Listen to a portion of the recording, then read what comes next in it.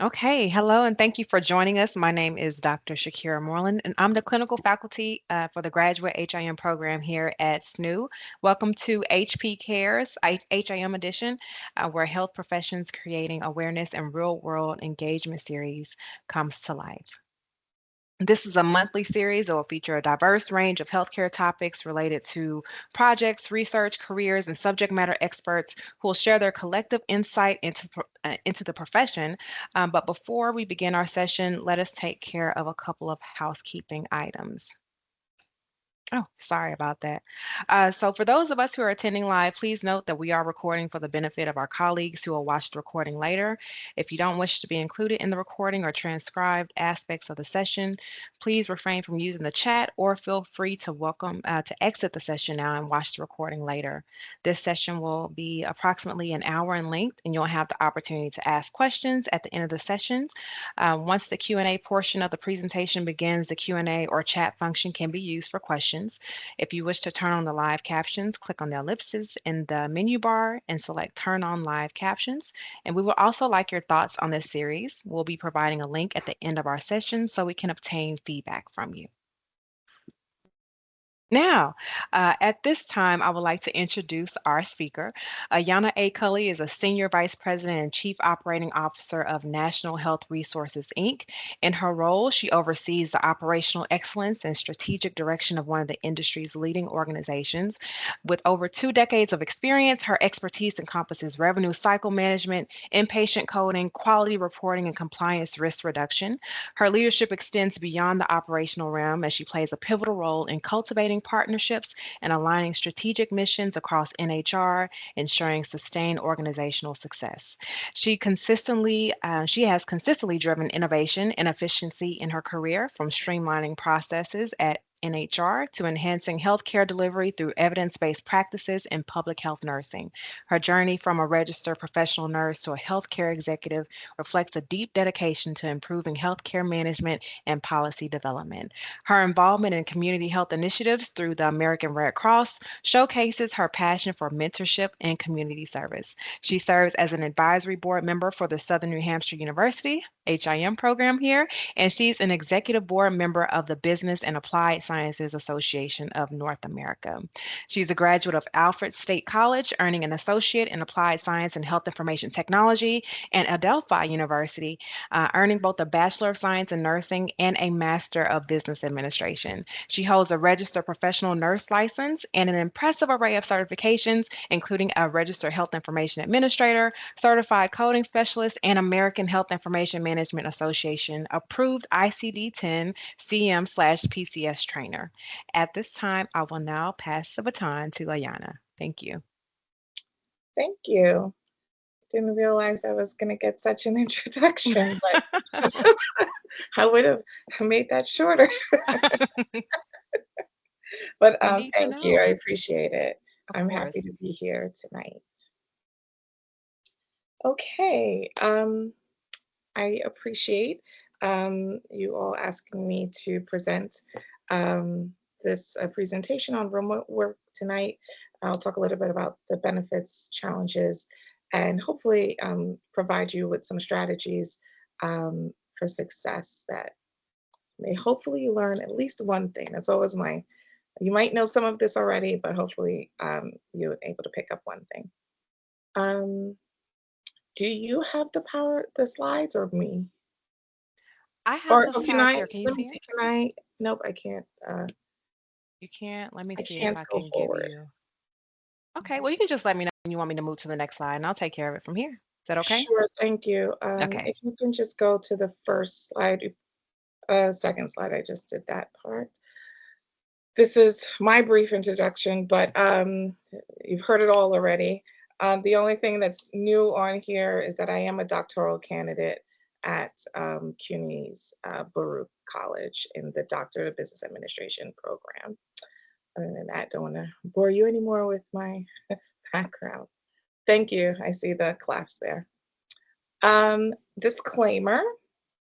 The views, thoughts, and opinions expressed in this presentation are solely my own and do not necessarily reflect the views, opinions, or policies of my employer, National Health Resources, Inc. Many of the things I've will talk about today, we have implemented at National Health Resources, but just in case, this is here for legal reasons.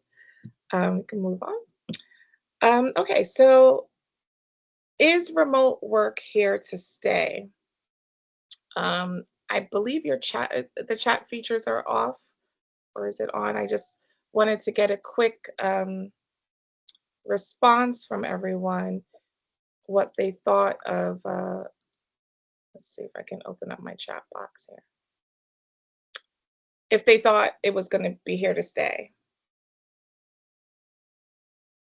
Is it Uh, open? I'm not sure.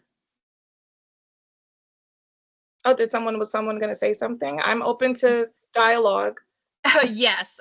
So I'm Jessica Hartman. I work for Calvert Health right now. I think it is, especially in the medical records department, because there's a lot of stuff we can do at home. So I'm a release of information technician.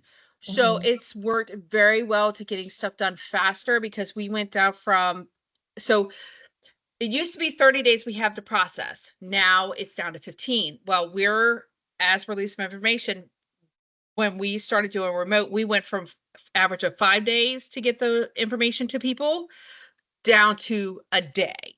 So Right. that's actually very, very good.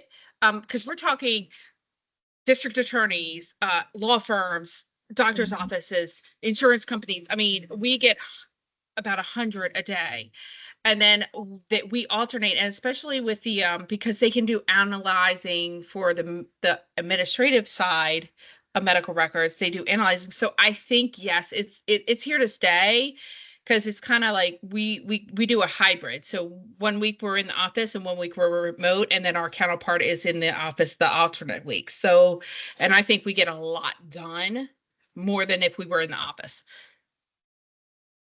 Right. I agree. But thank you for participating there. Somehow I saw a lot more of your answers in the chat, but for some reason it just opened up. So we have a lot of yeses. We Yes, have a, I believe it's here to stay, and we have someone who said, I believe it will stay due to the fact of COVID-19. I agree. Okay, I'm just gonna have to go back and forth. Somehow I clicked. Anyway, it's fine. This is what happens. If you can just move on to the next slide, thank you. So, what does the data actually show? So currently, there was a report by USA Today earlier this year that estimates that about 12.7% of the workforce in the US is fully remote and 30% work in a hybrid model. The prediction is that by 2030, which believe it or not is right around the corner, 30% will be fully remote and 60 to 65% of the population the US population will be in some sort of a hybrid model. That sounds 60 to 65% is high to me. Obviously, but I welcome it. I'll just say that. But obviously, there'll be certain positions that would not be able to be in a fully remote or a hybrid role. Although I saw an article this week where a physician performed robotic surgery from 3,000 miles away. I believe it happened in China, but that's the direction that we're moving in. Um, when they're docked in the operating room, I guess you could do it from far away as long as you have other staff in the room in case something goes wrong. So that's where we're headed. Um, so, I'm still on the previous slide. I did have a few things to say, but so after the pandemic, I think a few organizations had a hard time adjusting to the new reality, my company included. Um, but the reality is that it is cost savings for companies, and as they become more comfortable with that idea, and as people retire that are in more senior positions, and you have new ways of thinking coming into those positions, those decision-making positions, I think that the tide will turn and there'll be a lot more comfortability in managing a remote workforce. Um, Also, we have to prepare for weather-related events, and also employee satisfaction and sentiment. Um, that also plays a big part, and we're starting to see it in terms of recruitment and some of the things that they want in an employer.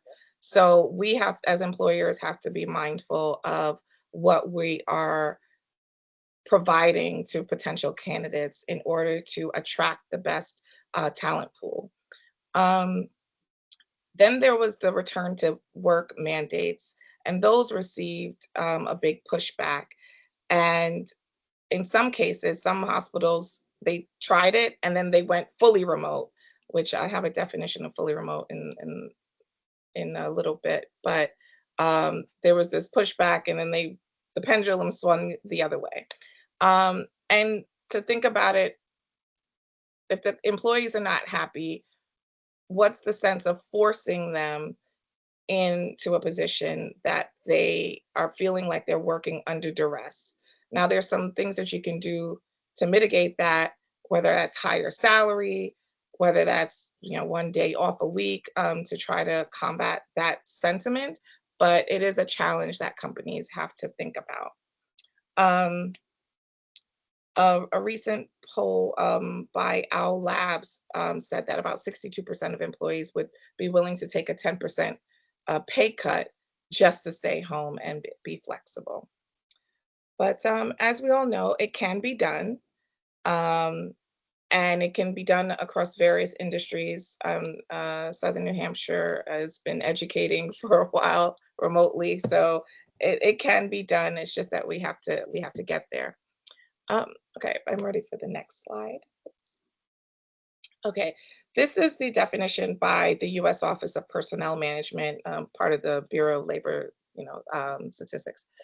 Their lengthy definition of remote work is remote work is defined as a flexible work arrangement in which an employee under a written remote work agreement is scheduled to perform work at an alternative work site and is not expected to perform work at an agency work site on a regular and recurring basis.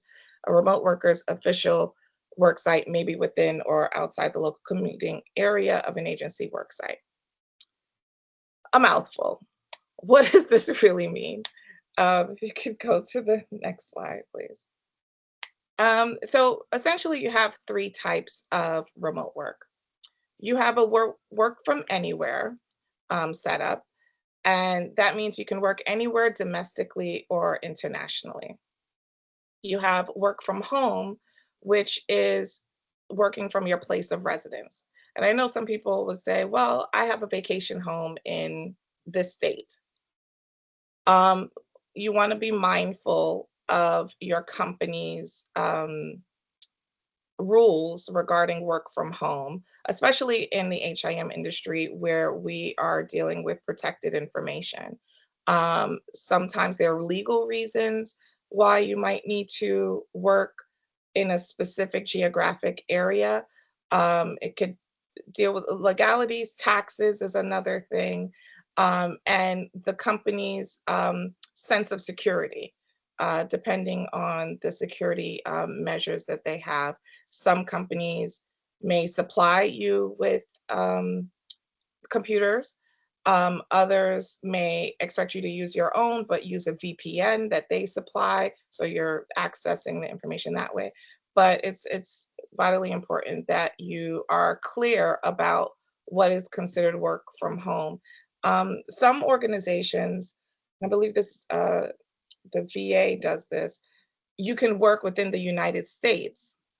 So some people can work from the US Virgin Islands.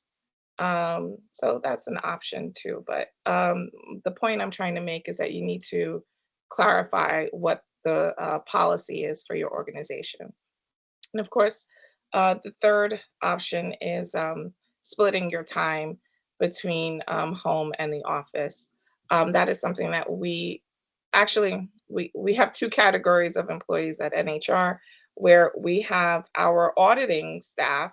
It's 100% work from home. And we have a work from anywhere in the contiguous United States policy. Um, but we have some administrative staff, myself included, that work a hybrid model. So we split our time in the office. And this is this part that's this is disclaimer. um, there's really no reason for the administrative staff to be in office, but this goes back to the comfortability of the organization and what executive leadership want. So it can be done. We just haven't gotten there yet. This work from home models have been successful in multiple places. I forgot who spoke earlier, I believe it was Jessica, um, talked about a really great example. But there are others, 3M, CVS Health, United Healthcare, many hospitals. I'm based in the New York area, so many of our hospitals, the HIM staff are completely remote. Um, and I believe as companies want to be competitive in the marketplace and again attract the best talent, they will have to consider work from home options or the hybrid options in general. Okay, next slide, please. Okay, so remote work in healthcare. We touched a little bit about on it. This is really HIM related, but there are other areas within healthcare that are fully remote, including things like radiologists that read the reports, pathologists. I have a friend that's a pathologist, and I was actually amazed that he reads the schmear basically, um, and gives a written report of the pathology of the pathology results. I thought that was fascinating, and I'm in healthcare, but you know, that's what it is. So these are the different areas that have all of them I know are fully remote for our clients, whether it's coding, auditing, billing, case, even case management, whether that's in the hospital setting or for an insurance company. CDI certainly has gone remote. It used to be on the floors trying to talk to the doctors, but not even the doctors are there sometimes. So, but anyway, I just wanted to highlight some areas where remote work can take place. I believe a lot of the success for remote work has to do with the mindset, and that's the mindset of the employee and mindset of management. If you think it's not going to work, or you can't believe this is going to work. I mean, jobs that people thought you just have to be there are now being done remotely, like surgery. Um, it's all mindset. And I suggest to people to think about it in a way that how can we make this work rather than it's not going to work and throw your hands up, because what tends to happen is every challenge that comes up, there's the whoever's trying to implement this says, well, see, it can't work, and then they stop trying to problem solve. And usually there is a solution. There's bumps in the road. There's always a transition process, technology being one of them. Sometimes it works, sometimes it's a little slow. Actually, with me joining today, my teams decided that the version I had was too old and it wanted to boot up right while, not boot up, but update itself right when I wanted to get on. And but I don't look at that as, see, this is never going to work or this can't work. I have a backup computer. I was going to get on there in a second, but I just think it's your mindset. And if you look at every challenge as something to problem solve rather than thinking that this one minor bump in the road is going to stop you from moving forward. That will do a lot to improve the success of any remote work program. It's a challenge, but we can do it. I think I'm ready for the next slide. Okay, so how does this work? Technology makes it work. Technology and mindset. Mindset primarily, but technology is how we get it done. So this is both for employees and management, or staff and management, because management are employees too. But you want to make sure that you have a stable internet connection. It's fast. You can always test it. There are various internet speed tests that you can do. I'm trying to remember the name of one of them right now, but I can't think of it. But if you just type in speed test, that's one of the things. If you do live in a remote area, we have some employees that live in the mountains in Michigan, so um, we're always concerned about connection. But as an employer manager, I have it in my head that it's a possibility, and we have to show grace and try to problem solve when things happen. So, but the first thing is you want to make sure you have a stable internet connection and secure internet connection. Um, Many people leave their internet modem as the password that the internet provider gave you. I always think it's a good idea to change that password to something that only you and your immediate family, to prevent any access to your internet. Years ago, people used to try to borrow other people's internet. It's not as common anymore, but just to be on the safe side, you want to be able to do that. In terms of hardware, you want to confirm when you're out job hunting with your employer, who's to provide the hardware. Um, and employers have to factor hardware into their remote work plan, whether or not they're going to supply that.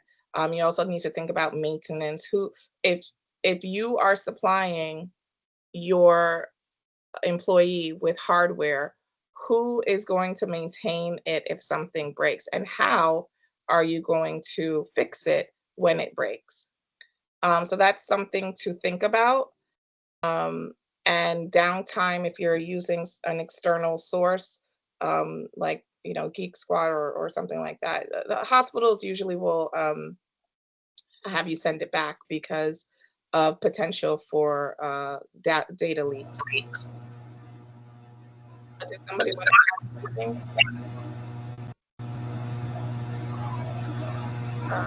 Okay. Right. So but it's just a question that you want to ensure that you ask, and it is a cost concern on both ends, whether you are the staff or you are the employer that's providing it.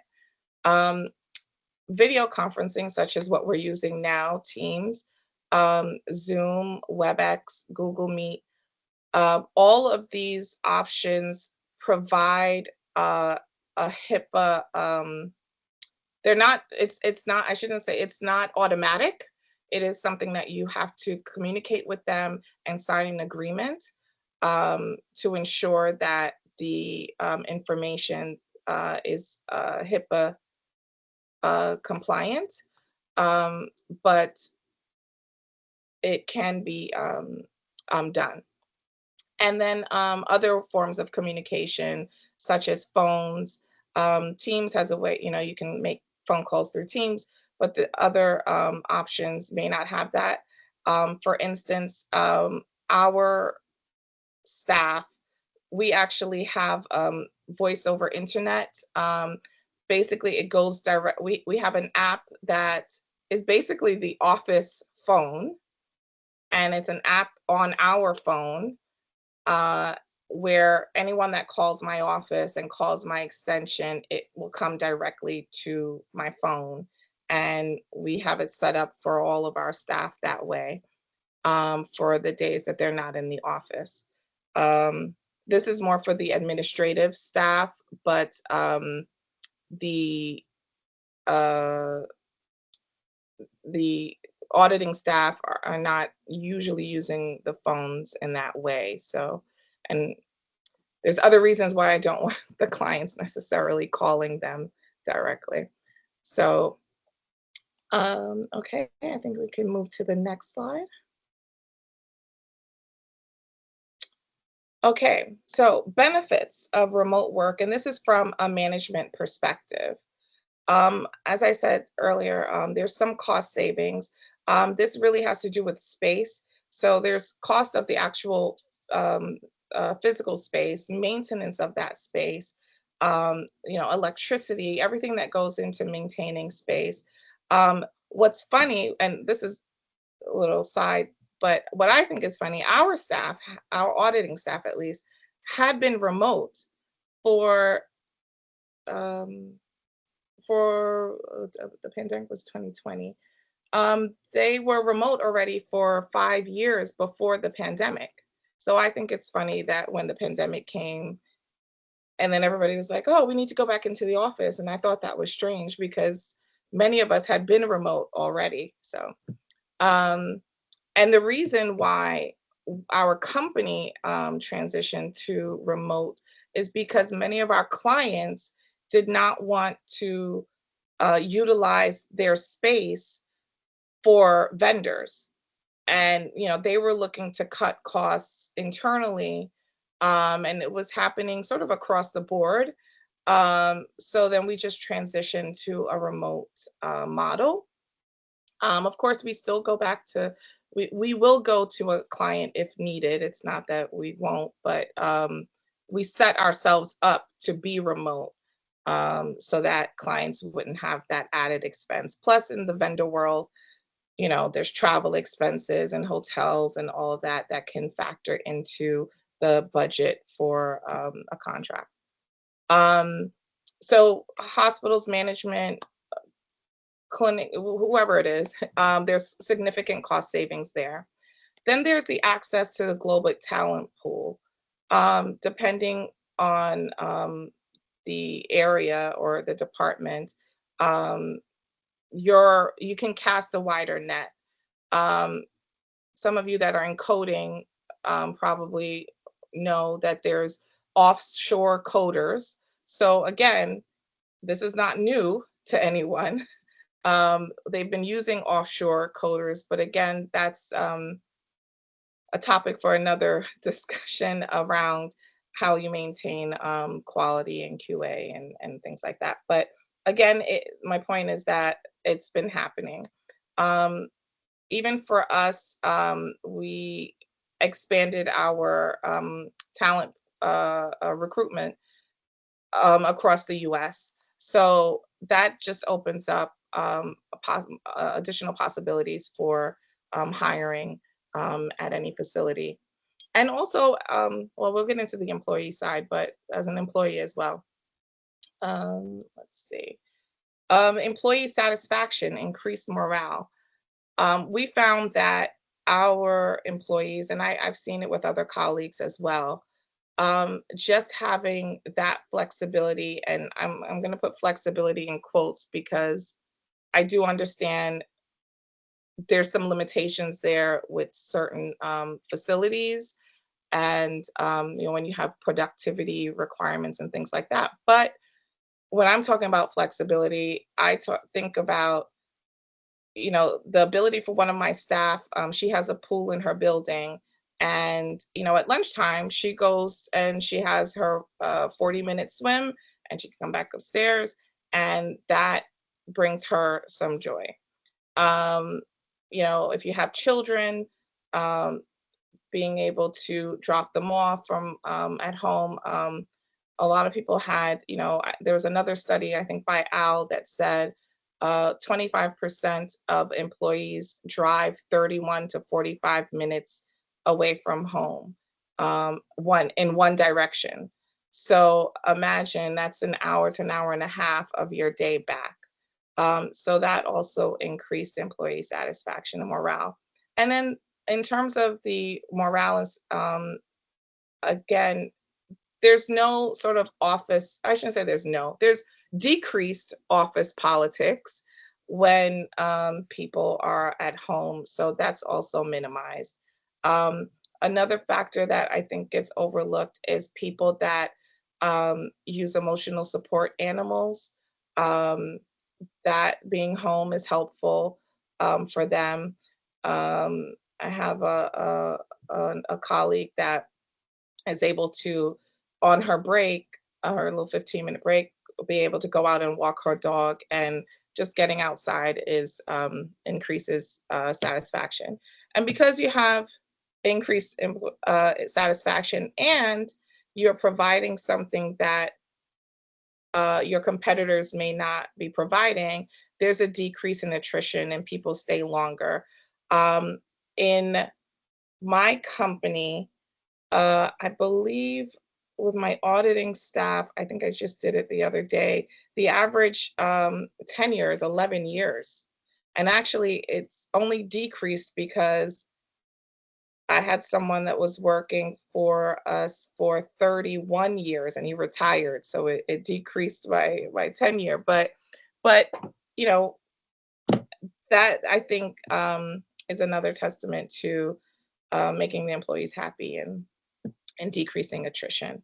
And they'll be less inclined to leave because another competitor may not have the flexibility that the job provides. Okay, I'm ready to go to the next one, please. Thank you. So this is for non-management, whether it's it could be anybody, non-management. For the employee, you have better work-life balance, as I mentioned before, the commuting time, being able to have that hour and a half back a day or whatever it is for you, is helpful. Um, my company, we do provide some flexibility, um, and for some of our employees when they may have to, start a little bit later because of something. They have to run out because their child's school called. Um, but that's built into our work culture, and I'll talk about that later. But we do provide that work life balance. Reduced commute, as I mentioned before. And I see my statistic is in my notes, and actually it's not 25%, it's 33% of employees that commute one way, 30 to 45 minutes a day. Um, we found that people have increased productivity because I believe when employees are happy, they will produce. Um, I would say everyone is at or above. Most people are above in my company, about 85% above any of our productivity requirements. And they're happy to do it. And because of our flexibility, they're inclined to do it. They want to do, and they provide suggestions, and they're always willing to help. Um, Less distractions for employees. Some facilities, you have someone that's coming to interrupt you all the time. And if any of you are managers, you know this to be true as well. If somebody's always walking by your office, coming to stop in to ask something, that and also if you're sitting at a desk, someone may be stopping by to interrupt you. Um, and so working from home produces an environment where you would have less distractions. Um, there's less office politics, as I had mentioned before, and there's the ability to relocate. A number of my staff have relocated over the years to different states, and you don't have to worry about finding a new job as you once did. So, next slide, please.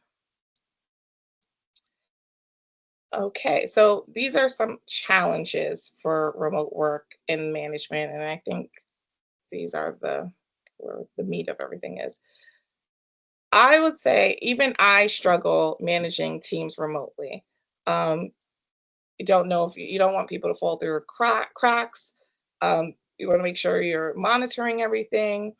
Um, but I think again, it can be done. I think we're doing well, but part of that is understanding communication styles, your communication style, your employees' communication style, and maybe even the communication style of um, the organization. Early on, we didn't want to bother anyone too much because they're busy auditing and you do need your concentration. But then every once in a while, where we had something important to say, we'd send out an email and say, "We're going to have a meeting tomorrow." Well, then all that did is put everyone in panic mode because one of the challenges is that they're not in office. And so they don't have the ability to sort of whisper and you don't hear kind of what's going on in the company. And um, you kind of have some sense of what might be going on. Um, and honestly, 90% of the time, it was nothing that anyone needs to be concerned about, but just the act of it caused some anxiety. So we changed things, and we started doing most of it on a monthly call. And if it can wait, and this is where it requires you to do some,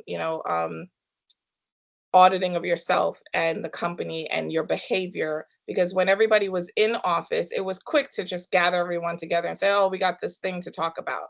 But when everyone is in their respective homes, it requires a little bit more thinking about how to move forward.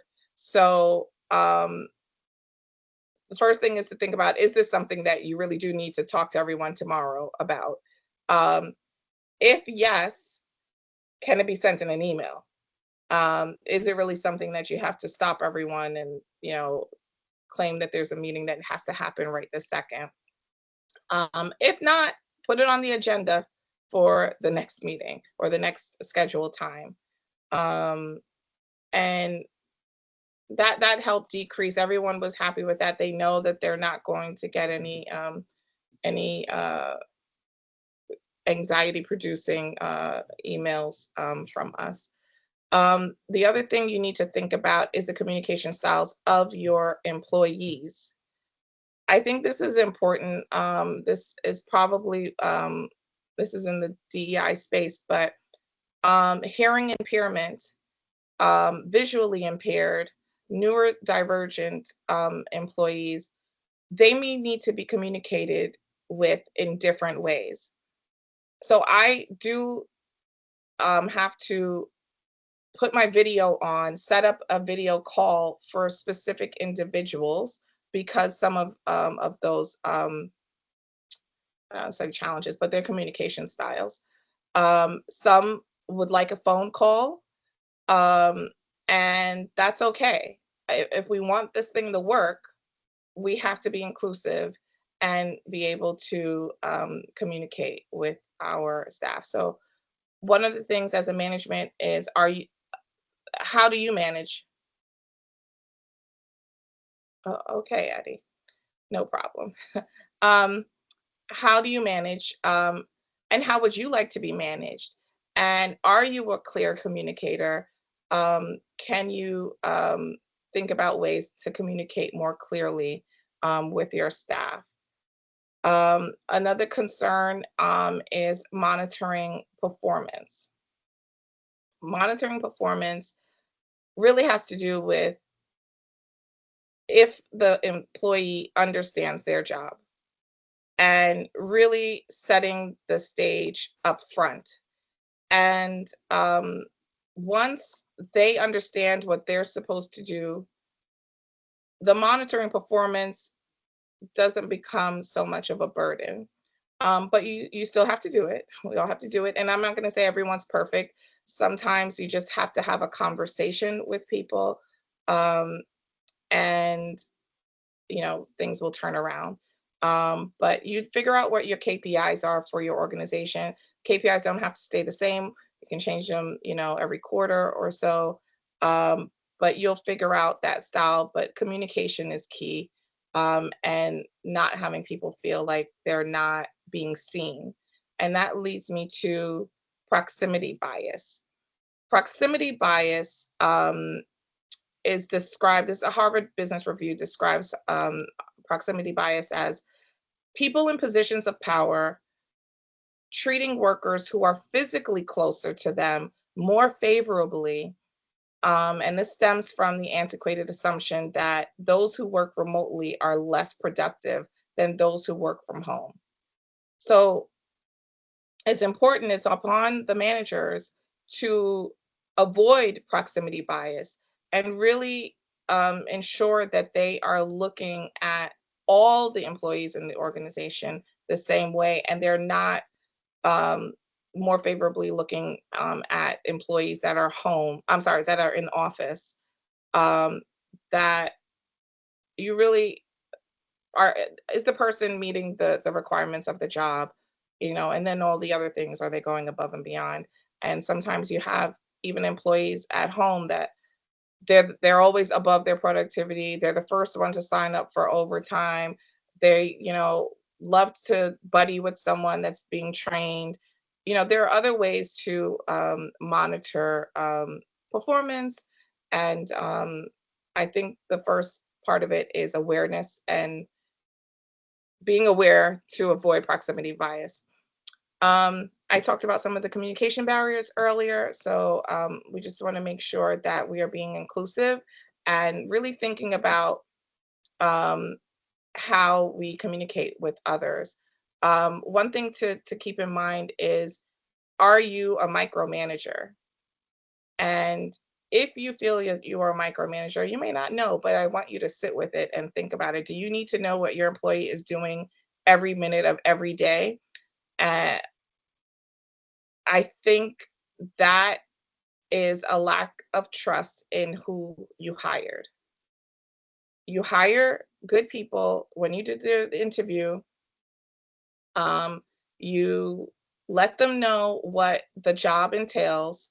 You give them the objectives and what their roles and responsibilities are. You ensure that they know that, and you move in that way. You have to start, especially in remote work, you have to trust. You have to start with trust. You have to trust that you hired the right person for the job. And this is even, for people that have moved up within organizations, you train them. So hopefully you train them well enough to do the job on their own. So um, I would ask everyone to sit with themselves and think about that. Um, because that's not going to endear anyone to want to continue to work in their location and provide their best selves.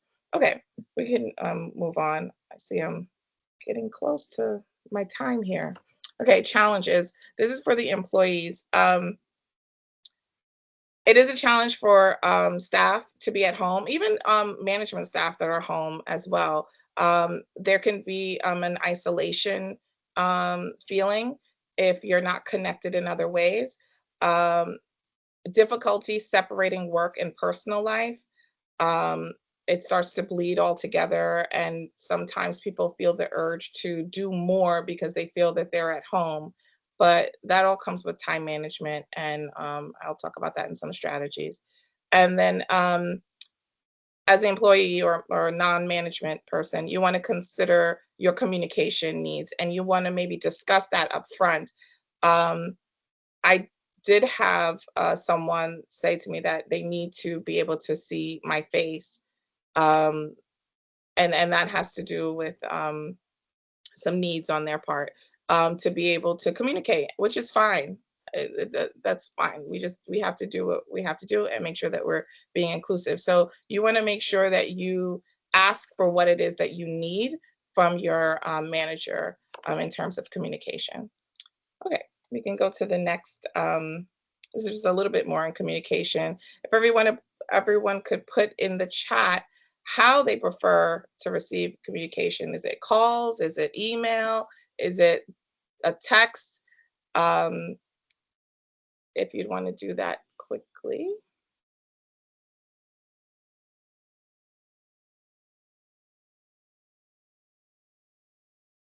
Oh, email peoples. I can almost tell what generation we're at. So if you want to go to the next slide. So this is Purdue Global put this together.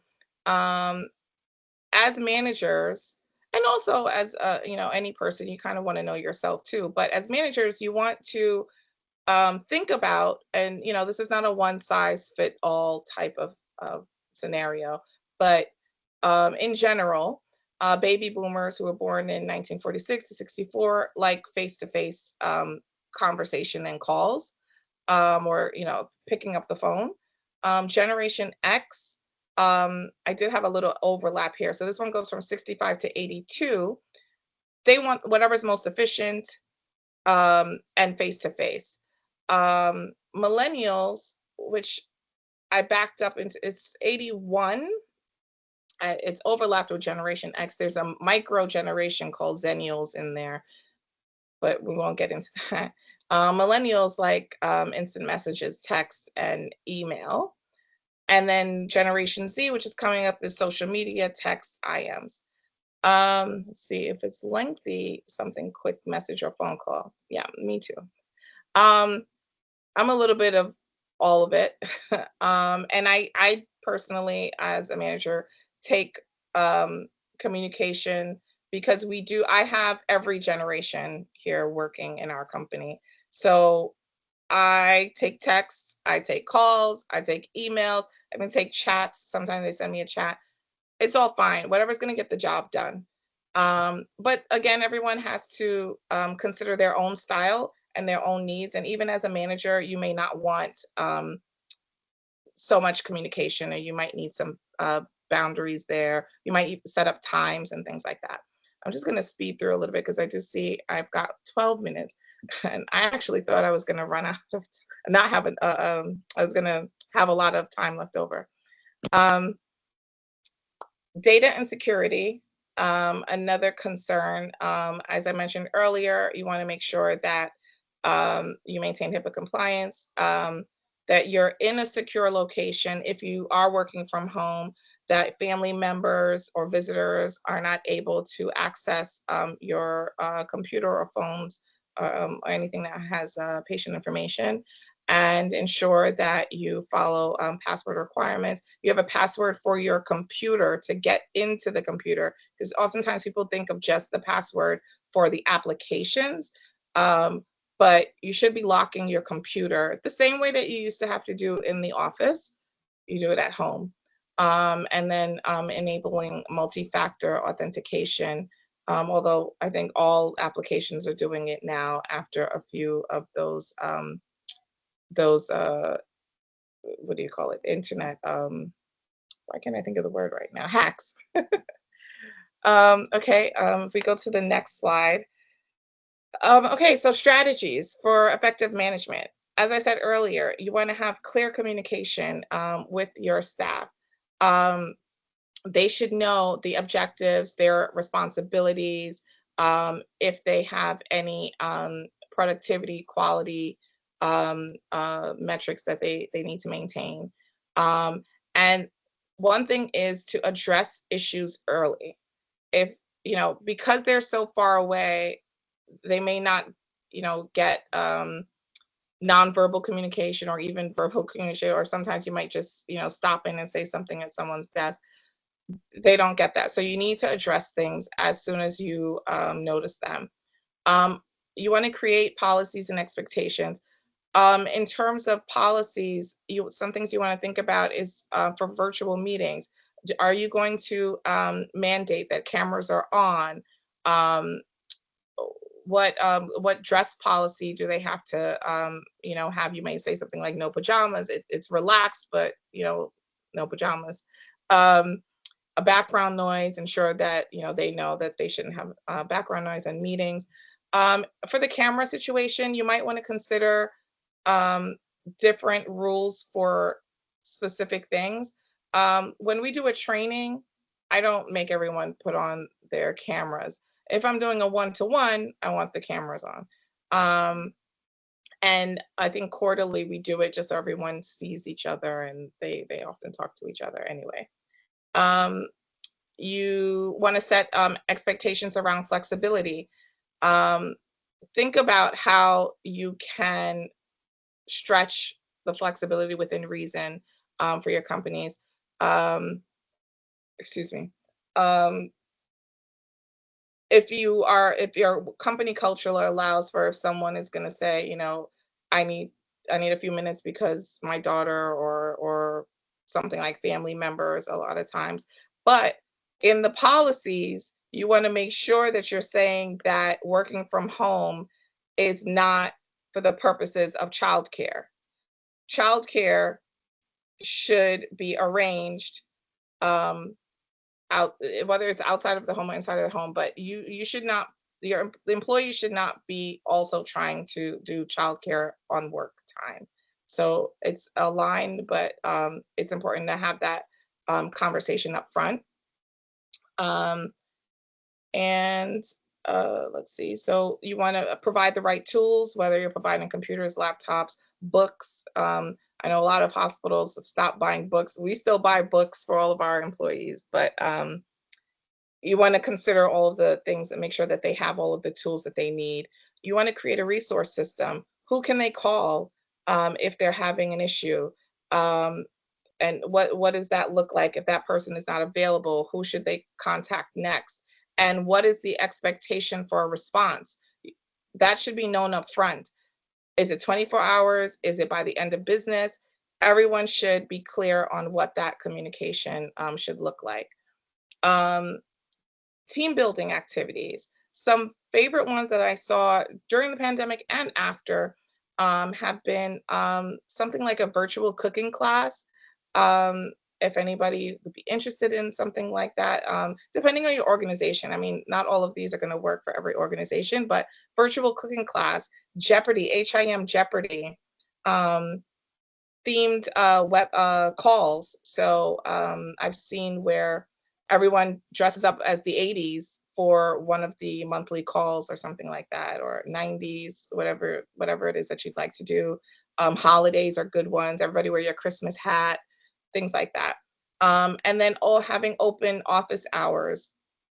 You can also do bingo, house bingo. Who can find um, soy sauce or something. You can do things like that to create morale and closeness within the teams. Provide continuous training and development. Um, you can record webinars as we're doing today, making sure that you have shared storage so that you can put things that apply to everyone in there. And I also encourage anonymous participation. Um, it's anonymous to everyone else, not necessarily to me. But I don't always say that Ayana said, ask this question. I think it's a little bit difficult when people are at home, they feel uncomfortable. They think, is this a stupid question? I always tell people, there's never a stupid question. They can send it to me because I want to ultimately make sure we get the right answer so that they can perform at their best. Let's see, you want to do regular check-ins. And check-ins do not always have to be for the purpose of work. Um, you know, People don't want to feel like the only time you contact them is when something is wrong. So you should, I try to do a couple times a week. Not all the whole staff, but I'll pick, go down my roster and say, okay, I'm going to schedule a couple of check-ins this week, just to sort of keep things going. And sometimes you don't have to schedule it because you end up talking to someone anyway, and you're able to, ask them the state of things. So that's important as well. Staff want to make sure that want to feel like you care about them. and I do care about all of my staff. And then schedule regular meetings. Um, and that's what I discussed earlier for any important information that needs to go out that didn't go out in an email earlier. Employee recognition is important. Um, you want to shout people out. You can send them a personalized message, um, gift card. We've done gift cards. We've done flowers for a couple of staff that have really shown out. Um, you can think about creatively, and some ideas are, maybe stipends for home office supplies, um, extra time off if that's in your ability to give, flexible scheduling, additional training courses that somebody might want, wellness subscriptions for like the app, or other small gifts like branded cups for your organization. Those are mouse pads. One of our clients actually gave me a nice mouse pad with my name on it one year. And then also peer-to-peer recognition. If anyone says that someone did something nice for them and they really helped them, you need to do that.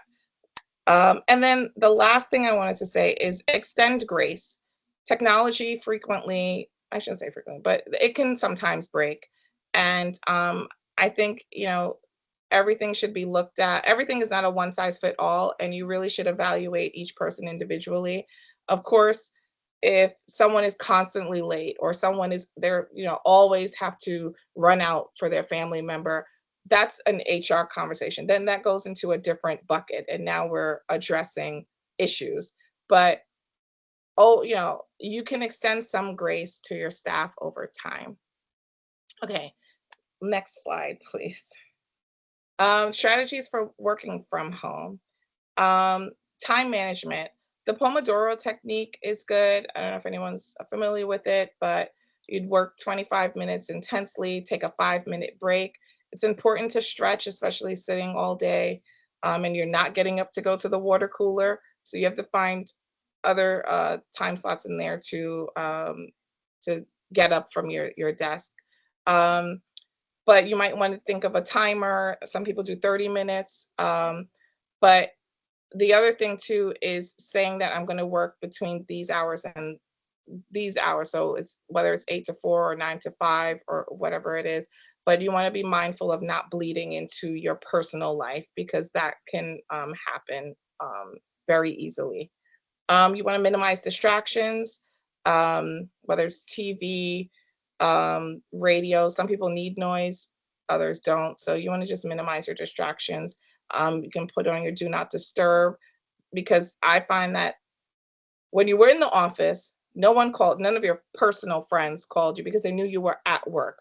Well, you are still at work. You're just in a different location, and everybody tends to call you. So you want to think about if you want to have your do not disturb on your phone, and maybe you have, there's a way that you can accept calls from certain people. So maybe your children's school, maybe your parents, your spouse, you can exempt them from the do not disturb. So that's another thing to minimize distractions. Again, know your company's policies in terms of meetings, um, meeting times, and what the expectations are. Attend all the meetings, communicate your needs in terms of communication, as I said earlier, whether you need face-to-face calls, whether or not you want increased communication. You want to talk to your employer every 2 weeks, because you just want to make sure everything's okay. Um, Whatever it is, you want to think about it. Provide suggestions. If you don't tell us, we won't know. So if you're struggling with someone, I had someone tell me that they were struggling with the size of the records, the font size, and we worked on being able to maximize that to 150 so it's easier on her eyes, without distorting the whole view. So talk to your management. Get up and move. Very easy to sit in one spot. Whether you're doing, Pomodoro technique, or you're setting a timer for every hour and you're doing a little 15 minutes, sorry, 5 minutes, um, you need to move.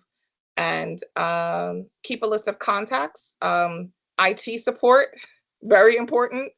and who you can communicate with, who you can call for help on whatever problem you may have. Also, manage your family expectations. As I said, if you have babysitting commitments, elder care is another big one. Elder care can sometimes be done, but you have to really think about, can this be managed, and really if they should be um, taken care of with other paid help or something. That should be done. Okay. Next slide, please. I know I'm a little bit over, but I'm almost done. This is the last slide. Um, Takeaways. Remote work, again, is here to stay. I think so, and so does USA Today. I do think that we should start considering brushing up our skills in AI, because as AI comes into um, a larger piece of the puzzle, that we really need to understand how that's going to impact us. But for remote work, it's definitely here to stay. You want to consider company capabilities in managing a workforce. Um, if you're in a position to make those decisions, you want to think about the cost that's going to be, whether you have to get supplies or tools or hardware support, IT support, and but also think about the benefits of managing the workforce. And it's not easy, but I think it's a skill like everything else. You just have to develop it. Um, you also want to consider your abilities as a manager in managing a workforce. Is this something that you want to do? It's not easy. And if you're prone to micromanaging, I think, you can take some, read books, whatever you need to do to think about how to decrease that, because it can also be overwhelming. And then as an employee, you want to consider your capacity to work from home. Is it even possible? In some cases it's not. I do know some people said no, my family, they don't know how to set the boundary, or stick with the boundary, and they might have to work from an office and find a position that is going to work for them. So if your company or your department suddenly says they want to work from home, um, or go to a complete fully remote model, you may want to think about whether or not that's going to work for you, and if you have to find another position somewhere. But ultimately, I think there's great benefits for management and staff and companies by extension. So yeah, I think remote work is great. Um, there's applications beyond HIM for sure, but I didn't want to go into that today. And above all, communicate, communicate, communicate. Because if either side doesn't know what's going on, we can't help each other be successful. Okay, if you'd like to go to the last slide, please. If anybody has any questions, I know I'm 5 minutes over, but I'm here to take any questions if you have them.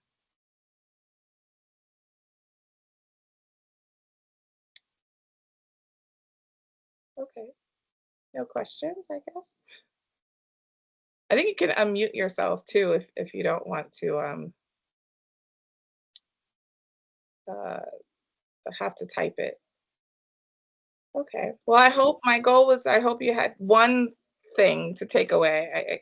A lot of us are already working in remote work, but if you are not in management, and you're thinking about going into management, these are some things that you need to consider. And if you're already in management, you might want to reevaluate some areas. But okay.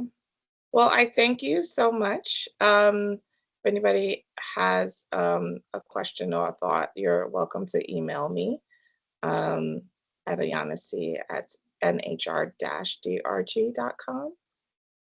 All right. Thank you so much. That was great. You gave me some tools, and I'm very thankful for that. Thank you for that presentation.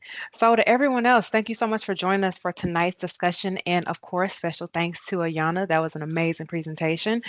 We would love your feedback on HB Cares in this session tonight. So, please share your thoughts through this link. I have it linked here, and I also have it as that QR code there.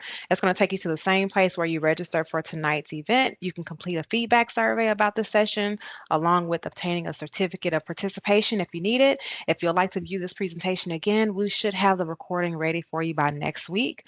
My contact information, as well as our program director, Lynn Ward, her contact information is here. So feel free to reach out if you have any thoughts, questions, or concerns. And thank you all so much for participating and joining our HP Care session today. Have a good night, everybody. Good night. Thank you.